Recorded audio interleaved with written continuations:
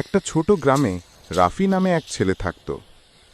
ছোটবেলা থেকেই ওর স্বপ্ন ছিল বড় হয়ে একজন ইঞ্জিনিয়ার হবে, কিন্তু গরিব ঘরে জন্ম বলে অনেকেই বলতো এই ছেলেটা কিচ্ছু করতে পারবে না। রাফি স্কুলে অনেক ভালো ছাত্র ছিল, কিন্তু টাকার অভাবে প্রায়ই বই কিনতে পারত না। অনেক সময় পুরনো বই ধার নিয়ে পড়ত, রাতে মোমবাতির আলোয় পড়ত, কারণ ঘরে বিদ্যুৎও ছিল না। একদিন পরীক্ষার সময়ে ওর কলম ভেঙে যায়। সবাই হাসতে লাগলো, কিন্তু রাফি হাল ছাড়ল না।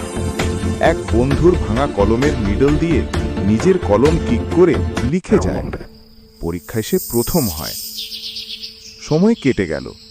সবাই যখন কাজের খোঁজে শহরে গেল, রাফি তখনও তার স্বপ্ন আঁকড়ে ধরে পড়তে থাকে। অনেক বছর পর সে একটি বড় ইঞ্জিনিয়ারিং কোম্পানিতে চাকরি পায়। যখন গ্রামের মানুষ খবরটা শুনল, সবাই অবাক হয়ে যায়।